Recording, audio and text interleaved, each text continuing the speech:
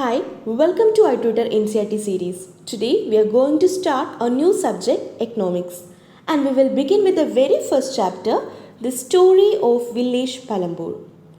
Now you may ask me, why are we reading about a village in economics? Well, Palampur is actually a hypothetical village, that means an imaginary village. And through its story, we will get to understand some basic concepts relating to production. So, do you know what is meant by production? Production means the transformation of inputs into outputs. The transformation of inputs into outputs are called production. Now you might be wondering what exactly are inputs. Think of them as the ingredients you needed to make something.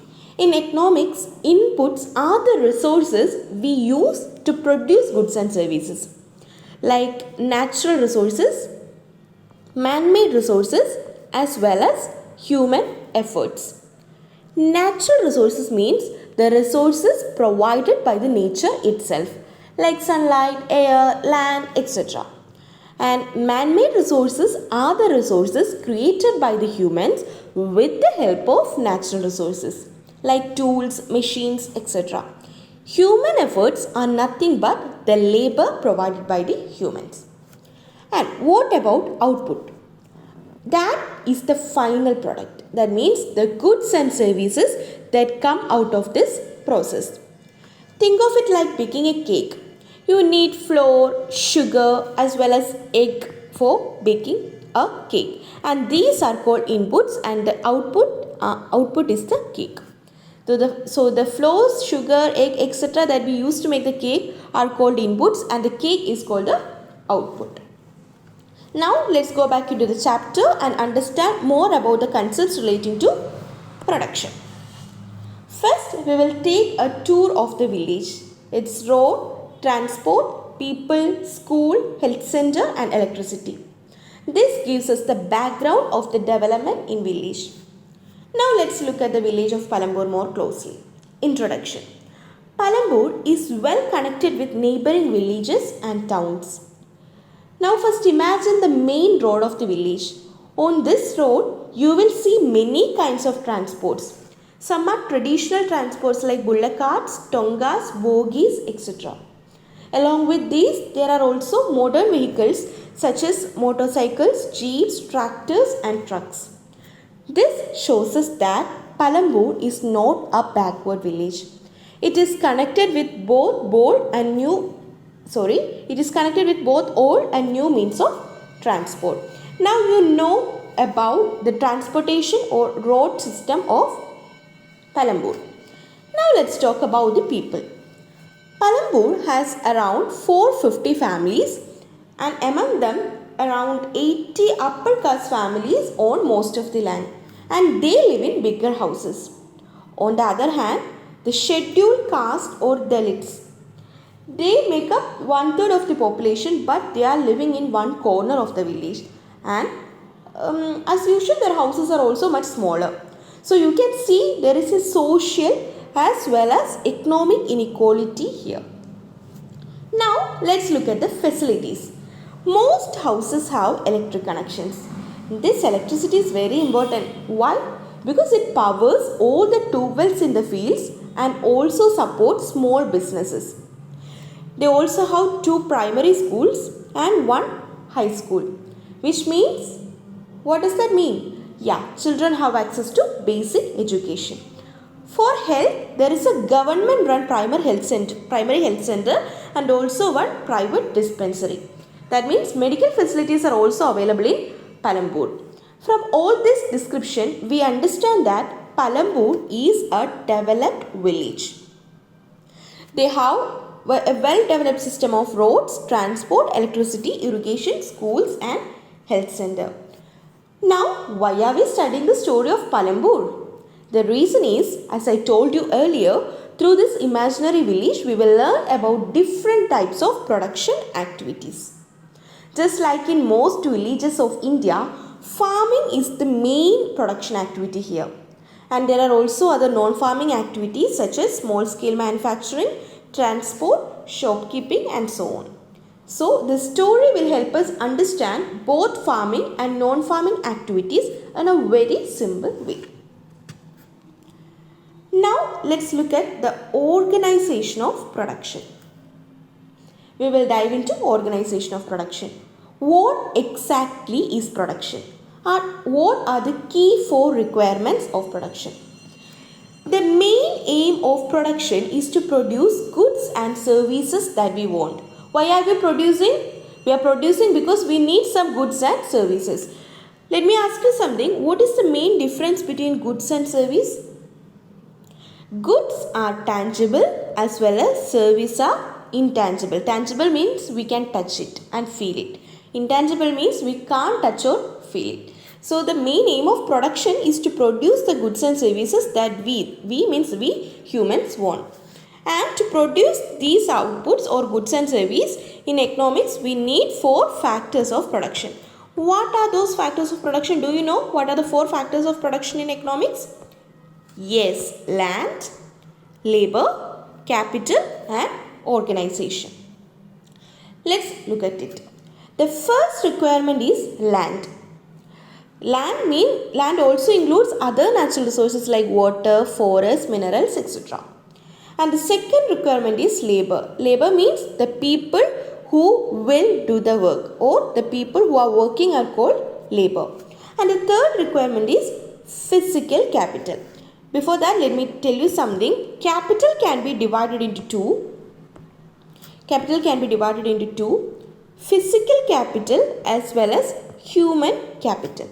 And this physical capital can be divided as working capital and fixed capital.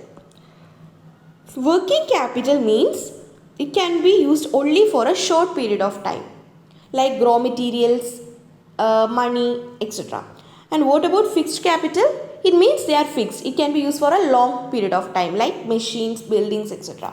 Human capital are nothing but the knowledge or skills that the human possesses. So the third requirement is physical capital. That means the variety of inputs required at every stages during production. Tools, machines, buildings, etc. can be used for over many years. Know the term over many years, and they are called fixed capital. And raw materials and money in hand are called working capital. And there is a fourth requirement too, that is the human capital. You need knowledge and enterprise to be able to put together this land, labor and physical capital and produce an output. That means this human capital, they combine this land, labor and capital to produce the output. Okay. Now let's look at the farming in Palampur. As we already know, farming is the main production activity in Palampur. In fact, about 75% of the working people here depend on farming for their livelihood. That means most people are either farmers or farm laborers. But here is something very, very important to note. That is, land is practically fixed. What does that mean? Yeah, the total land available in Palampur for cultivation cannot be increased. Since 1960s, there has been no expansion of land under cultivation. So farmers cannot increase production simply by bringing more land into farming because there is no extra land left. This is not just the case with Palampur. It is the same in most villages in India. The land available for farming is limited. So the big question becomes, if land is fixed, how can farmers increase production? Okay, now let's understand, is there any way one can grow more from the same land? Before that, please look at this box. How land is measured? In villages, people usually talk about local units. For example, you might have heard the terms like bigha, gunda, etc. But the problem is, these local units are not the same everywhere. A bigha in one state can mean a different size in another state. So, to avoid confusion, we use a standard unit of measuring land, and it is called hectare. Now what is meant by hectare? Imagine a big square. Each side of the square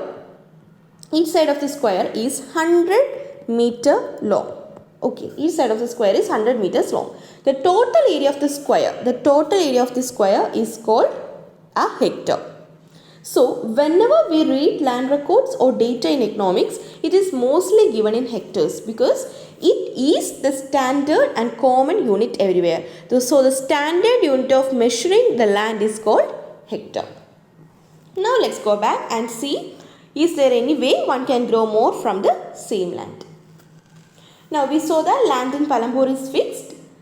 So, is there a way to grow more from the same land? What do you think? Yes, there is. And the method is called multiple cropping. Multiple cropping means growing more than one crop. On the same piece of land during a single year. Growing more than one crops on a same piece of land during a single year is called multiple cropping. Let's see how it works in Palampur. During rainy season, the farmers grow jowar and bajra. After that, between October and December, they grow potato. Then in winter, what they grow? They grow wheat. From the wheat, they keep some for their family and sell the extra or surplus in the market at Raiganj. If the total production was 10 kg, they kept 2 kg for their family's consumption and balance 8 kg surplus they sell it in the market. So in total, farmers in Palampur are able to grow 3 different crops in a year on the same land. But how is this possible? The answer is nothing but irrigation. Electricity came to Palampur at an early stage and this helped in running tubewells. With reliable irrigation, farmers don't have to depend only on monsoon rains and they can grow crops throughout the year. So remember, multiple cropping is the most common way to increase production from the same piece of land. Now let's understand another way farmers increase production from the same land, and this is through the use of modern farming methods. Look at this box. What are those modern farming methods?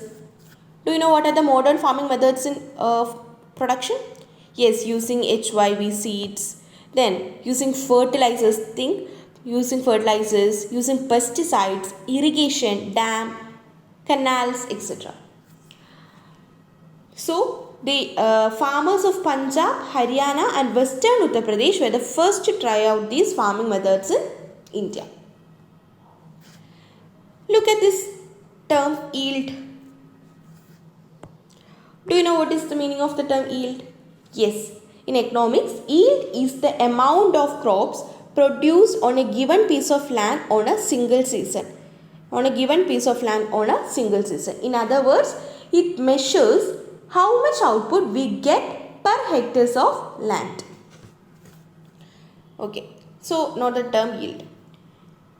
Now, traditionally, farmers used ordinary seeds. But these traditional seeds, as we know, they don't require any irrigation. They grow even without water, or they could grow even with limited water. But the production or yield was quite low. When we are using traditional crops, the yield was quite low.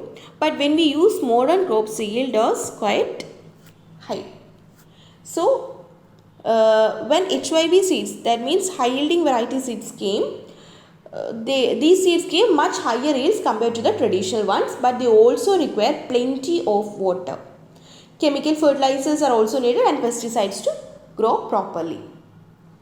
So, let's look at Palampur as an example. With traditional varieties of wheat, the yield was about 1300 kg per hectare. With HYV seeds, the yield increased to about 3200 kg per hectare. That means the production more than doubled. Because of this increase, farmers had a much larger surplus of wheat.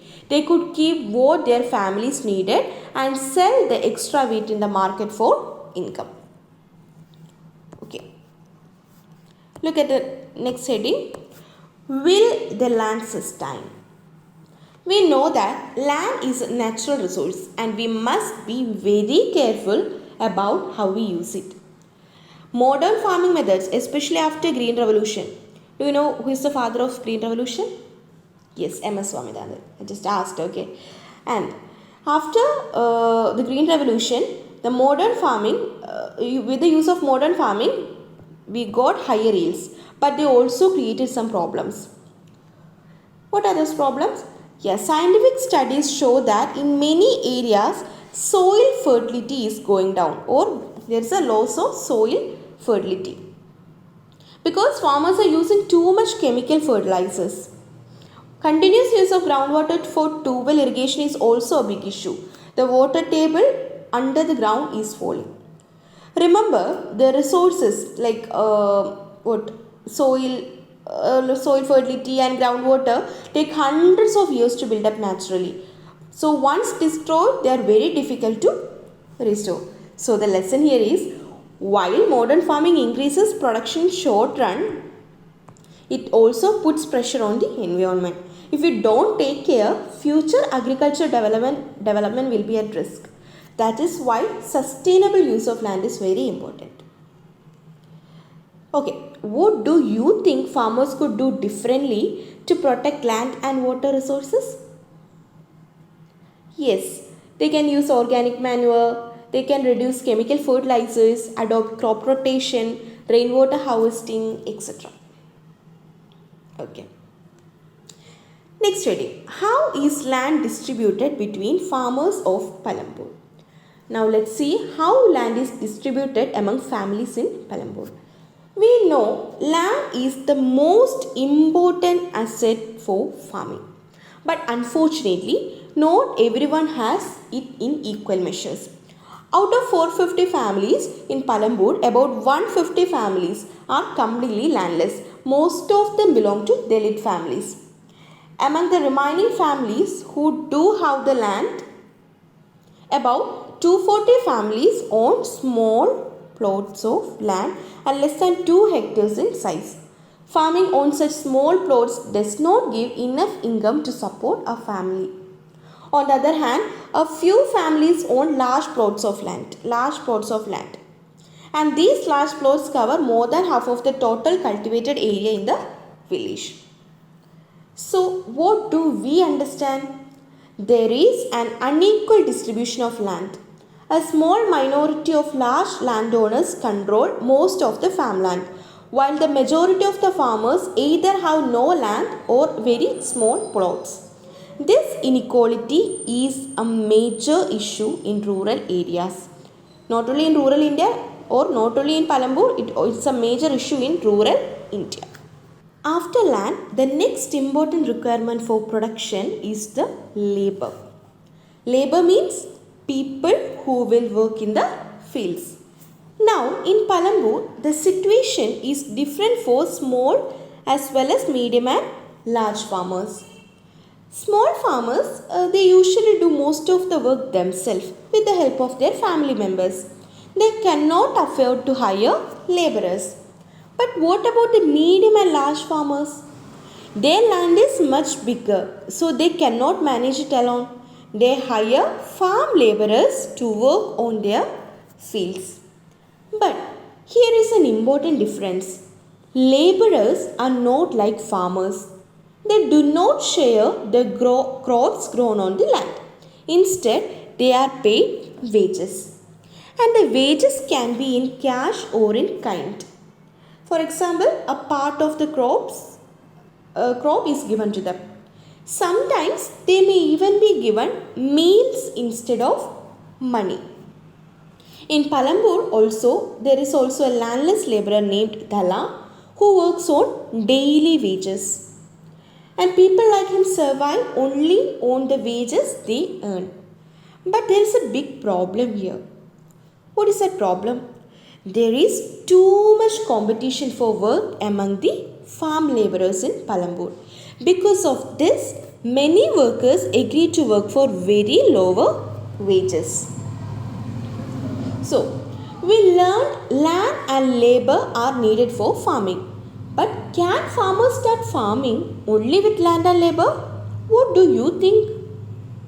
No, they also need capital. They also need capital like money, seeds, fertilizers, equipments, etc. So let's see how farmers arrange this capital and what happens to the crops they grow. Let's look at this about the small farmers. The small farmers, they usually do not have any savings. They do not have any savings. They borrow from the big farmers or money lenders. Loans come with high interest rate, so they suffer after repaying. For example, imagine Raju. Imagine a man Raju. He is a small farmer. He wants to buy seeds. He has no savings. He goes to the money lender and borrows money. And later struggles because he must return more than he borrowed because the interest rate was very high. What about medium as well as large farmers? They earn more from their fields. They can use their own savings for the capital. They need not to depend on others. Okay, so that was about the capital of farmers in Palampur. Now, sale of surplus farm products. Next heading. Farmers keep part of the crop for their family use. The extra crop is called the surplus. The extra crop, they sold it in the market. The small farmers, they have little surplus because most of them they are using at their home. And for the medium as well as large farmers, they have large surplus and they sell it to the traders. And the traders, they buy it from the farmers and they sell it to the shopkeeper, and finally it reaches the towns and cities. When we look at the savings or investment part, large or medium farmers use their sale earning to save money. They buy more seeds, fertilizers, equipments, etc. for the next season. Or they will even buy cattle, trucks, open shops, etc. But about the small farmers, they have to buy it from they have to borrow it from the money lenders, traders, etc. And they have to return a high rate of interest too. Now we have already covered about the farming activities in Palampur. Now we are going to learn about the non-farming activities. Only 25% of the people working in Palampur are engaged in activities other than agriculture.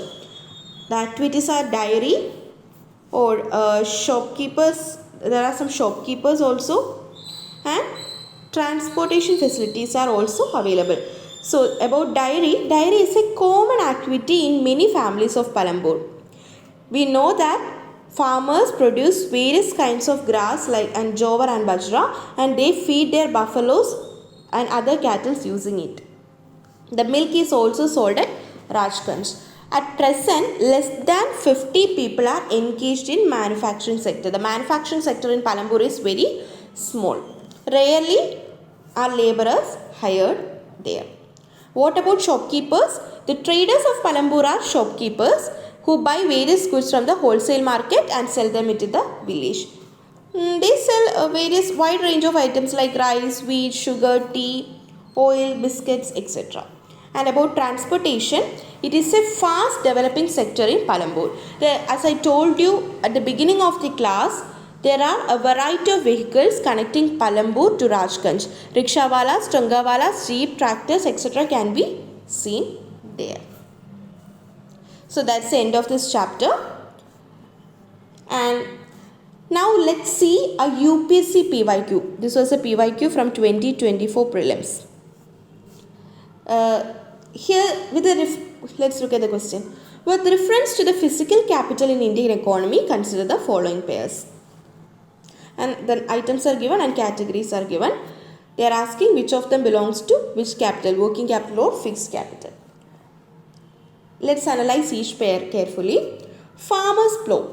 Is it working capital or fixed capital? Yes, a plow is used over many years. Okay, it's used over many planting season, not just one. So it is fixed capital and not working capital. What about computer? Computers are durable goods. That means they are not destroyed. The computers are durable goods used over several years in production. So it is fixed capital. It is right. And what about yarn used by the weaver? Yarn is consumed to make fabric. It is used up in one production cycle. So it is working capital and not fixed capital. What about petrol? Petrol is consumed in production like fuel for vehicles or machines. So it is working capital. So only two pairs are correctly matched, pair 2 and pair 4. So the answer is option 2, only 2. So remember the difference between fixed capital and working capital. Fixed capital, they are long-term assets. They are used for several years like plow, machinery, buildings. And working capital, they are short-term assets. They are used up in production. They are short-term assets used up in production like raw materials, fuel, yarn, etc. And that's all about today. Thank you for watching. Bye. Thanks for watching. For more related contents, do like, share and subscribe.